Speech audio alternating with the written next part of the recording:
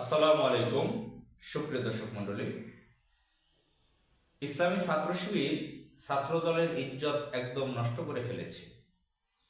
আপনারা নিশ্চয়ই লক্ষ্য করেছেন ঢাকা বিশ্ববিদ্যালয়ে ছাত্র দল কিভাবে চাঁদা তুলে বিভিন্ন দোকান থেকে, সেগুলো একটা রেকর্ড ভিডিও দেখিয়েছে ইসলামী ছাত্র শিবির ডাকসুর নেতাগণ। এখন ডাকসুতে যারা আছেন নেতা, তারা হচ্ছেন ইসলামী ছাত্র শিবিরের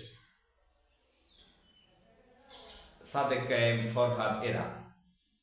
তো এরা যেটা করেছে, ঢাকা বিশ্ববিদ্যালয়ে প্রজেক্টর দিয়ে দেখিয়েছে ঢাকা বিশ্ববিদ্যালয়ে যে ছাত্র দলের নেতাগণ আছেন তারা কিভাবে দোকানপাট থেকে হুমকি ধমকি দিয়ে বিভিন্নভাবে চাঁদা টাদা তুলতেছেন, সেগুলো ডকুমেন্ট রেখে দিয়েছেন, ভিডিও করে রেখেছেন, সেগুলো এখন প্রজেক্টরে দেখাচ্ছেন।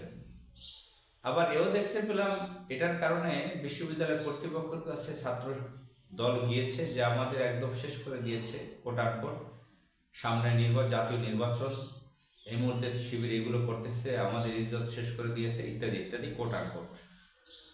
আবার এটাও আমরা জানতে পারলাম যে এই যে ছাত্র শিবির এই প্রজেক্টরে ছাত্র দলের যে চাঁদাবাজির ভিডিও রেকর্ডগুলো দেখাচ্ছে প্রজেক্টরে, কোনো এক দোকানদার কাছ থেকে চাঁদা নিয়েছে, সেটা ছাত্রদল দেখতে পেরেছে সেই ভিডিওতে যে আমরা চাঁদা নিয়েছি, সে বলে দিয়েছে, এজন্য তার দোকানে হামলা চালিয়েছে ছাত্রদল। তো দেখেন, এখন 5 আগস্টের পরে আমরা যে পরিবেশ বাংলাদেশে দেখতে পাচ্ছি, 5 আগস্টের পরে যে বিএনপির যে লম্ফঝম্প, যে গর্ত থেকে উঠে এসে তারা যেভাবে মাস্তানি, সন্ত্রাসী, চাঁদাবাজি করতেছে, তো ভাগ্য ভালো যে ছাত্র শিবির, জামাত ইসলামী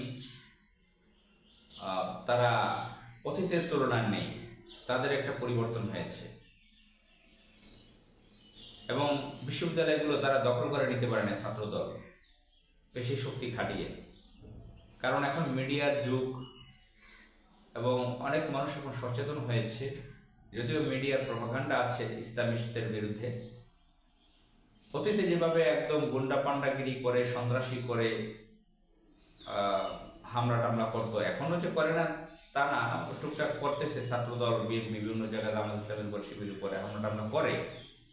কিন্তু আমরা অতীতে যেটা সাদা কালো যুগে অন্যান্য সময় যেগুলো দেখেছি যে একদম মেরে ফেলেছে যখন তখন, এখনো তারা তারা তারা তাদেরকে মেরে ফেলতেছে। জামাতেরও কিছু মেরেছে, কিন্তু অতীতে যেরকম একদম যখন তখন শেষ করে দিতে হবে। এখন যে এই যে প্রজেক্টরে ছাত্র দলের চাঁদা দেখাচ্ছে, চাঁদাবাজি যে করতেছে ছাত্র দল, ছাত্র শিবির যেটা দেখাচ্ছে, অতীতে ছাত্রদল যে গুন্ডামিগুলো করতে পারত, সেটা যদি এখনো সেই অবস্থায় থেকে যেতে পারত, তাহলে ছাত্র শিবিরের উপরে বড় ধরনের বর্বর হামলা তারা চালাতে পারত।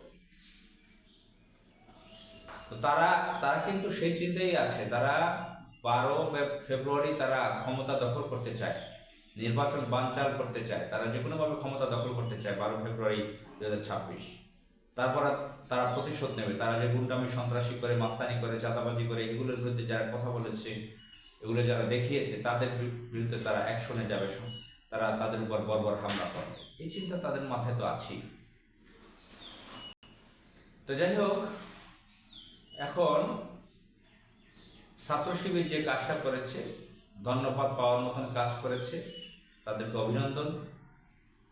শুধু ছাত্র দল নয়, যারাই চাঁদাবাজি করে, বিএনপির অন্য অঙ্গ সংগঠন, ছাত্র শিবির, জামাত ইসলামীর অন্যান্য যারা জার্নালিজমে আছেন, গণমাধ্যমে আছেন, তাদের সকলের উচিত সেগুলোর ভিডিও চিত্র ধারণ করে প্রকাশ করা, এভিডেন্স আকারে, যে তারা কিভাবে দেশকে অস্থিতিশীল করতে চায়, কীভাবে চাঁদাবাজি, মাস্তানি করে দেশকে অশান্ত করে তুলতে চায়, নৈরাজ্যকর পরিবেশ তৈরি করতে চায়, তারা এভাবে জিম্মি করে মানুষকে, তারা ভোগবিলাসিতা করতে চায় একটা শ্রেণীকে, মানে একটা শ্রেণী দেশের অধিকাংশ মানুষকে কুক্ষিগত করে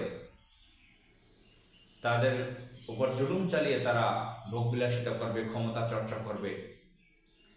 তো এই যে তাদের গোপনীয়তা, তারা যে আকাম কুকাম যে করে, যেভাবে সন্ত্রাসী চাঁদাবাজি করে, সেগুলোর সচিত্র, সেগুলোর ভিডিও যদি কেউ দেখাতে পারে সেটা ভালো। আমরা চাই বাংলাদেশে কোনো চাঁদাবাজি থাকবে না, কোনো চাঁদাবাজির কোনো পরিবেশ থাকবে না, চাঁদাবাজি হবে না। তো এ ধরনের একটি বাংলাদেশ চাই, নতুন বাংলাদেশের এটাই চাওয়া। আমাদের অধিকাংশ তরুণ প্রজন্ম এটা বুঝতে শিখেছে। মহান আল্লাহ তাআলা এই দেশকে ভালো অবস্থায় নিয়ে যাক, সেই কামনা রইল। আসসালামু আলাইকুম।